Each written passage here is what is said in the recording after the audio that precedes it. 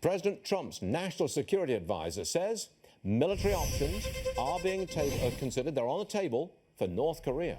Roll tape. So the president has directed us to not do that and to prepare a range of options, including a military option, which nobody wants to take, right? The threat is much more immediate now.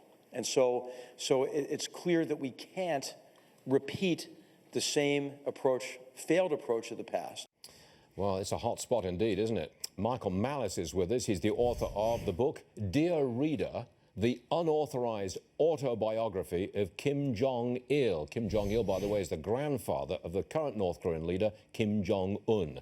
Michael, welcome to the show. Thank you so much, Stuart. I've got a question for you. Yes, sir. What would Kim Jong-un, the current leader, what do you think he would do if we, America, shot down one of the missiles that has been firing over the Sea of Japan? Despite what a lot of people have been saying, they're desperate to avoid military conflict. Now, if you imagine... Wait a sec.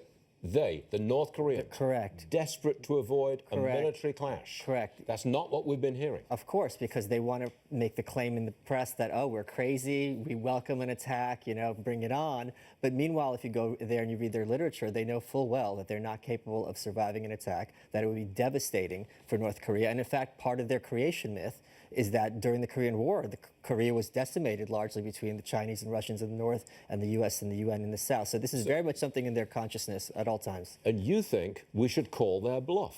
I don't know what calling their bluff means. Well, now, for example, down a rocket. Right. If someone is at a bar and they're waving around a gun and you knock the gun out of their hand, is that an escalation or is that a de-escalation? You could look at it either way. The point is we're not attacking them. If we're attacking their weaponry when it's been shot already, both sides can say with a straight face we're de-escalating things. Sounds like you believe the North Korean leadership, this generation, the last generation, the one before that, is actually rational. Not crazy, but rational. They're not crazy in the slightest. They are pure evil. And as I described in my book, this has been a decades-long process to maintain their hold on power. They've outlasted everyone except for Cuba. So clearly, if they're irrational, they're doing something wrong about being irrational because they're logical. Their policy is very simple. Develop nuclear weapons, threaten everybody, and everybody else will steer clear. But then they also do the sunshine thing where it's like, look, we welcome Dennis Rodman, we're letting a hostage go. So they play both sides of the fence. I want to ask you about that because the parents of American college student, I think his name is David Snedden, if I'm not mistaken. He's been missing from China since the year 2004. Right. The parents believe he was kidnapped by the North Koreans. Right.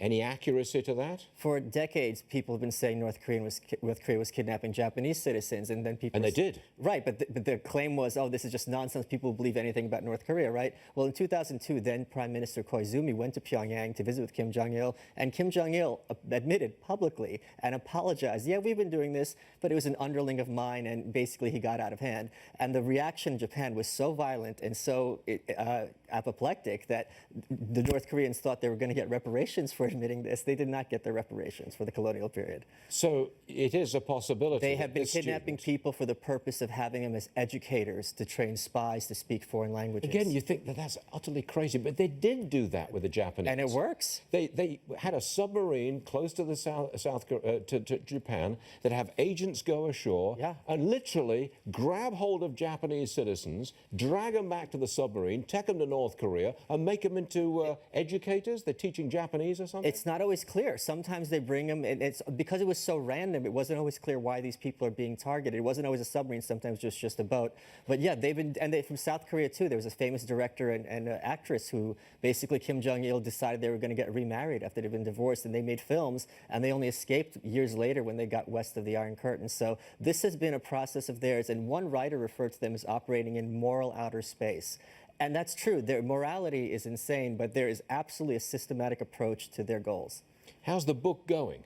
Phenomenally. I thought so. And because no one understands this issue, and that's why I wrote this book, so people can be like, oh, this makes sense. These are just supervillains. Well, it's certainly a hot spot in the world today. That's a fact. Michael Malice, thanks for joining us. Thank you so much, Steve. Appreciate it. Thank you. All right.